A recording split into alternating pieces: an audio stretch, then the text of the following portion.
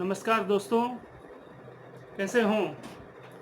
Hope everything is fine at your and. आप सब स्वस्थ होंगे, आप सब खुश होंगे। बाज़ार अच्छा चला जून महीना में, लास्ट क्वार्टर में अच्छा रिटर्न दिया, अप्रैल में जून में अच्छा रिटर्न दिया। और last but not least, mid cap और स्मॉल कैप में भी काफ़ी दिनों के बाद एक अच्छा करेंट आया और उसमें थोड़ी हलचल हुई, परफॉर्म किए, बहुत सारे स्टॉक ने परफॉर्म करना शुरू किया। तो आज हम लोग चर्चा करेंगे performer versus non performer. Hello friends, मैं जयेश ढोलकिया आपकी स्टॉक मार्केट स्टूडियो चैनल में आप सबका स्वागत करता हूं। हमारे इन्वेस्टमेंट हम लोग जो करते हैं उसमें दो तरह से ध्यान रखते हैं, शॉर्ट टर्म ट्रेडर्स और मीडियम टर्म ट्रेडर्स, और एक है long term traders. Technical analysis short term traders और मीडियम टर्म ट्रेडर्स के लिए बहुत ज़्यादा हेल्पफुल रहता है। टेक्निकल एनालिसिस के द्वारा हम लोग कोशिश करते हैं कि परफॉर्मर स्टॉक को फाइंड आउट करें, उसको खोजें, सर्च करें कि कौन सा स्टॉक मार्केट के साथ परफॉर्म करेगा, जिसमें हमको अच्छा रिटर्न मिले, जिसमें मिनिमम रिस्क हो और निवेशकों को अच्छा फ़ायदा है। वो वैल्यू इन्वेस्टमेंट और fundamental analysis long term investment के लिए बहुत फ़ायदा होता है। काफ़ी सारे स्टॉक अंडर वैल्यूड हो गए थे और वहाँ से जब ट्रिगर मिला, टेक्निकली ब्रेकआउट हुआ, तो उसने भी परफॉर्म करना शुरू किया और लास्ट कुछ दिनों में बहुत अच्छा रिटर्न्स मिड कैप और स्मॉल कैप में काफ़ी सारे स्टॉक्स ने दिया। तो पहले हम लोग डिफाइन करेंगे, मैं आपके साथ शेयर करना चाहता हूँ, आपके साथ आइडिया, अपने व्यूज़ शेयर करना चाहता हूँ कि परफॉर्मर्स वर्सेस नॉन परफॉर्मर को कैसे हम लोग सर्च करें ताकि हमारा रिटर्न्स अच्छा हो, हमारा रिस्क मैनेजमेंट अच्छा हो। परफॉर्मर स्टॉक उसे कहते हैं जो मार्केट के साथ परफॉर्म करें। सपोज़ निफ्टी 300 पॉइंट बढ़ा, 3%, 10,000 के लेवल में 300 पॉइंट मतलब कि 3% होता है, और आपका स्टॉक 3% बढ़ा, तो ये मार्केट परफॉर्मर कहते हैं। निफ्टी ये महीना में 1000 पॉइंट बढ़ा, 9200 से 10,200 के आसपास आया, और आपका स्टॉक्स जो है, जो सिलेक्टिव स्टॉक्स हैं, यदि वो 20% या 25% बढ़े हैं, तो ये performer and super performer stock कहा जाता है। और यदि निफ्टी बढ़ने के बाद भी बहुत सारे स्टॉक्स ऐसे हैं जो कुछ भी नहीं बढ़ते हैं या डाउन हो जाते हैं, तो उसे अंडर परफॉर्मर स्टॉक कहते हैं। The best stock large cap में, जैसे एग्जांपल मैं बताऊं कि 3 महीना में रिलायंस 900 रुपये का 1800 रुपये हुआ, ऑलमोस्ट डबल हो गया, तो ये एक सुपर परफॉर्मर स्टॉक रहा। जबकि इन्फोसिस 700 750 का लेवल में था 3 महीना के पहले भी, और आज भी उसके आसपास ही 700 और 750 की रेंज में ही चल रहा है। लास्ट फ्राइडे को थोड़ा 40-45 रुपीज़ बढ़ा। तो ये अंडर परफॉर्मर स्टॉक्स हैं अभी हाल के दिनों में। फार्मा स्टॉक 25 to 30% और कुछ स्टॉक ने 50% रिटर्न दिया, तो ये सुपर परफॉर्मर स्टॉक्स हैं। तो ये हमारा टेक्निकल एनालिसिस के द्वारा हम लोग ये कोशिश करते हैं कि आपको performers and super performer stock suggest करें, जिससे आपका ट्रेड अच्छा हो और हमें रिस्क कम हो और फ़ायदा अच्छा हो। जैसे कि भेल 27-28 में सजेस्ट किया था, 26 का स्टॉप लॉस था और 38 रुपीज़ तक गया, 35 to 40% का गेन दिया। लास्ट वीक में पिरामल एंटरप्राइज PEL ने सजेस्ट किए थे 1030-40 का प्राइस में 990 का स्टॉप लॉस था और 1360 रुपया गया। ये एक वीक के अंदर में 30% का रिटर्न दिया। उसी तरह से कल्याणी स्टील 175-180 का प्राइस में सजेस्ट किया गया था और 258 होकर के 220-25 चल रहा है। 30-35% का इसने भी रिटर्न दिया। इंडियन बैंक, RBL, मार्शन फार्मा, ऐसे बहुत सारे स्टॉक्स जो हम लोगों ने सजेस्ट किए थे उसमें आपको अप्रोक्सीमेटली 30-40% का गेन मिला। और जो बाकी स्टॉक सजेस्ट किए थे उसमें मार्केट परफॉर्मर के हिसाब से रिटर्न मिला। मार्केट 5-10% बढ़ा और वो स्टॉक्स जो हैं 10 से 15% में आपको रिटर्न दिया। लेकिन बहुत सारे स्टॉक ऐसे हैं जिन्होंने रिटर्न नहीं दिया, जो अब आने वाले दिनों में हो सकता है परफॉर्म करें। जैसे कि टेक्नोलॉजी स्टॉक ने परफॉर्म नहीं कर रहे थे, लेकिन अब एक स्मॉल ब्रेकआउट आया है टेक्नोलॉजी स्टॉक्स में, तो ये आने वाले दिनों में परफॉर्म कर सकते हैं। तो हमें यही ध्यान रखना है।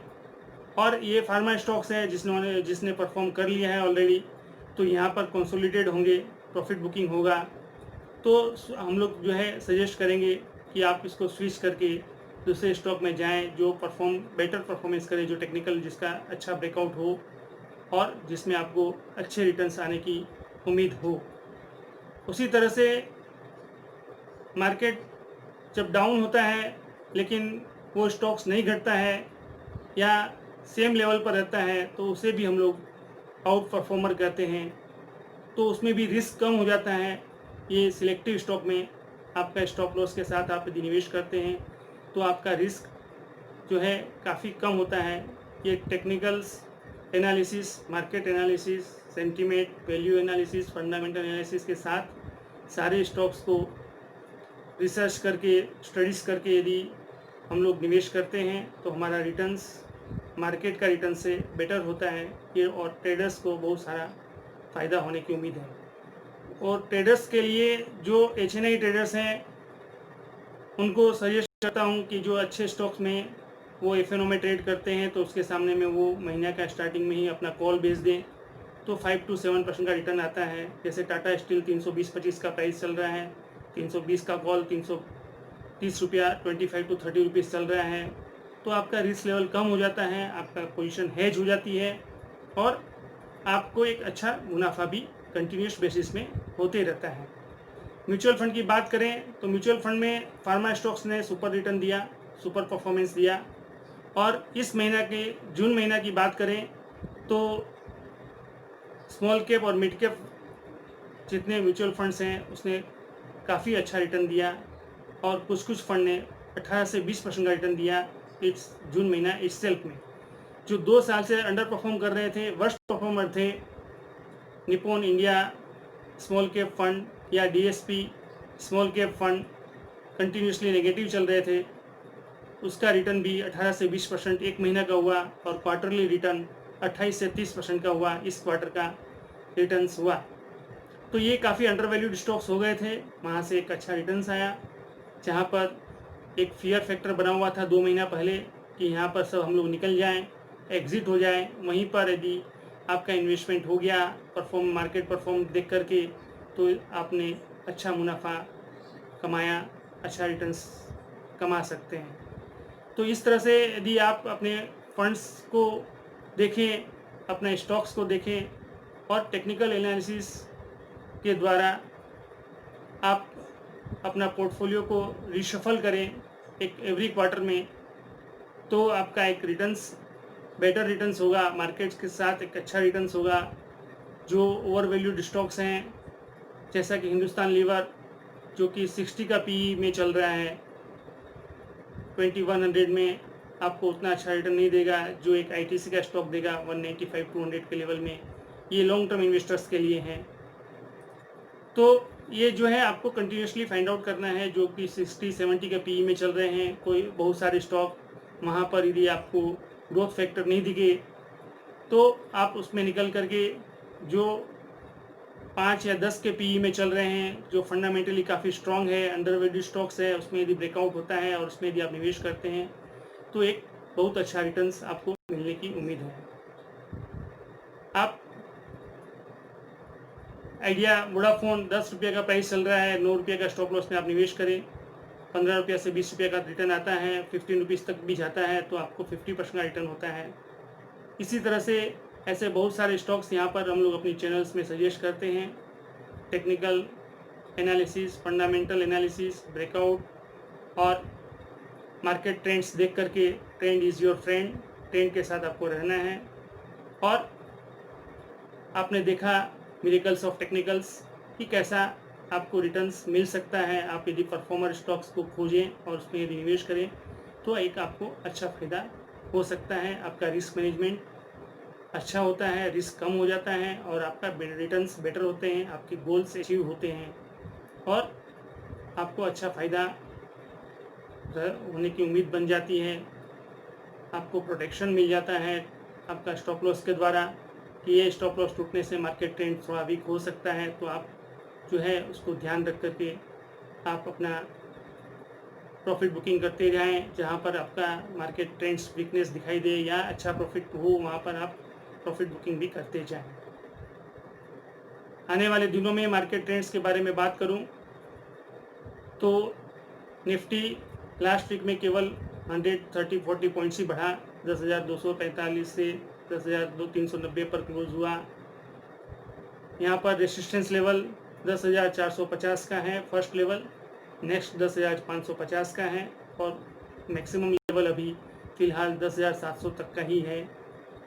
नीचे में 10,200 का एक मेजर सपोर्ट है, वो यदि टूटता है तो 10,950 का फाइनल सपोर्ट लेवल है शॉर्ट टर्म और मीडियम टर्म ट्रेडर्स के लिए, जिसके नीचे जाने पर एक बार आपको एग्ज़िट होना पड़ेगा।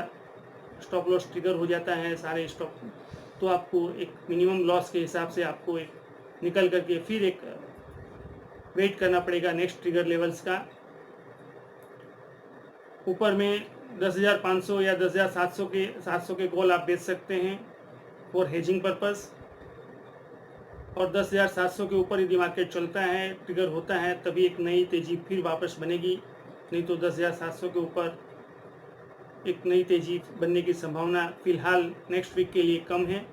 मार्केट एक कंसोलिडेशन जोन में जा सकता है, प्रॉफिट बुकिंग जोन में, और एक वोलेटाइल जोन में रहेगा। 300-400 पॉइंट की ऊपर में घटबढ़ रहेगी और 10,000 के नीचे आपको एक अलर्ट रहेगा। बैंक निफ्टी की बात करें तो बैंक निफ्टी 21,000 का सपोर्ट है अभी और फाइनल सपोर्ट 20,000 के लेवल का है। ऊपर में 22,500 का फाइनल रेसिस्टेंस लेवल है, जिसके ऊपर जाने पर थोड़ी और अच्छी तेज़ी बनने की संभावना बन जाती है। सिलेक्टिव स्टॉक के बारे में बात करें तो आपको कुछ स्टॉक्स में आप ध्यान रख सकते हैं, जिसमें आपको एक हेवल्स अच्छा स्टॉक है, 575-580 का प्राइस चल रहा है, 570 के स्टॉप लॉस में आप उसमें निवेश कर सकते हैं और जहां पर अच्छा प्रॉफिट हो वहां पर प्रॉफिट बुकिंग करें। LNT मैंने लास्ट वीक दिया था, फिर वापस 930 के स्टॉप लॉस में आप उसमें लॉन्ग में बने रहें और जहां पर अच्छा प्रॉफिट बुकिंग आए वहां पर आप अच्छा प्रॉफिट हो वहां पर प्रॉफिट बुकिंग भी करते रहें बीच बीच में। फिर नीचे में अपॉर्चुनिटी मिले तो वापस री एंट्री करें। निट टेक्नोलॉजी 1450-60 का प्राइस चल रहा है, 1400 का स्टॉप लॉस में ये स्टॉक भी अच्छा लग रहा है। ऊपर में 1650 तक जाने की संभावना है। श्रीराम ट्रांसपोर्ट मैंने भी लास्ट 610-620 में दिया था, अभी भी ये अच्छा लग रहा है, 704 का क्लोजिंग हुआ है, 680 का स्टॉप लॉस में, इसमें भी आप ध्यान रख सकते हैं। सन टीवी में एक टेक्निकली ब्रेकआउट हुआ है, 400 के ऊपर पहली बार चला है बहुत दिन के बाद, और यदि ये 404 का स्टॉप लॉस में आप इसमें भी आप ध्यान रख सकते हैं और इसमें भी अपना ट्रेड अपना बना सकते हैं। अदानी एंटरप्राइज भी काफ़ी दिनों के बाद 160 के ऊपर क्लोज हुआ है, इसमें भी 152 का स्टॉप लॉस में आप इसमें भी आप निवेश कर सकते हैं, ट्रेड कर सकते हैं। ऊपर में 180 या 200 तक का लेवल आने की उम्मीद बनी हुई है। कैश स्टॉक में न्यूक्लियस सॉफ्टवेयर में आप ध्यान रख सकते हैं, 268-70 का प्राइस चल रहा है, सॉफ्टवेयर का एक अच्छा स्टॉक है। उसके साथ में आप साइंस में भी ध्यान रख सकते हैं, 275 का लेवल्स हैं, 260 के स्टॉप लॉस में आप इसमें भी निवेश या ट्रेडिंग या इन्वेस्टमेंट कर सकते हैं। शिपिंग कॉरपोरेशन का डिसइन्वेस्टमेंट का न्यूज़ बाज़ार में आ रहा है। 57-58 का प्राइस चल रहा है, 54 का स्टॉप लॉस में, इसमें भी आप ध्यान रख सकते हैं। ऊपर में 65-70 तक जाने की उम्मीद है। GNA एक्सल, ये ऑटोमोबाइल का एंसिलरी का एक अच्छा स्टॉक है। 197-98 का प्राइस चल रहा है, 190 के स्टॉप लॉस में, इसमें भी आप ध्यान रख सकते हैं। 205 के ऊपर चलेगा तो ये इसमें भी एक अच्छा रिटर्न मिलने की संभावना है। Last but not least, gas authority of India GAIL में 104-5 रुपया प्राइस चल रहा है, 95-96 का स्टॉप लॉस में, इसमें भी निवेश करते रहें, बने रहें और इसमें भी अच्छी ट्रेडिंग अपॉर्चुनिटी आ सकती है। ये सारे स्टॉक और जो पिछले स्टॉक्स मैंने दिए थे लास्ट कुछ वीडियोस में, वो भी आप नोट डाउन करके रखें, उसमें भी अपना स्टॉप लॉस में अपना निवेश बनाए रखें और अच्छी अपॉर्चुनिटी मिलने पर प्रॉफिट बुकिंग भी करते रहें। मार्केट थोड़ा सा वोलाटाइल होने की संभावना है, दोनों तरफ चांस मिलेगा। प्रॉफिट बुकिंग भी करते रहें तो नीचे में आपको लेवल्स भी मिलेंगे और मीडियम ट्रेंड्स अभी भी इंटैक्ट है। 10,000 के ऊपर मीडियम टर्म ट्रेंड्स ख़राब नहीं है। 34,000 के ऊपर सेंसेक्स मेंटेन करता है तो ट्रेंड इंटैक्ट है, तो आप अपना इन्वेस्टमेंट बनाए रखें। आपको मेरा वीडियो पसंद आया हो तो ज़रूर से लाइक करें, अपने दोस्तों के साथ शेयर करें और सब्सक्राइब करें। आपका इन्वेस्टमेंट अच्छा हो, आपके दिन अच्छे हों, आप स्वस्थ रहें, ऐसी शुभकामनाओं के साथ जयेश तोलकिया का नमस्कार।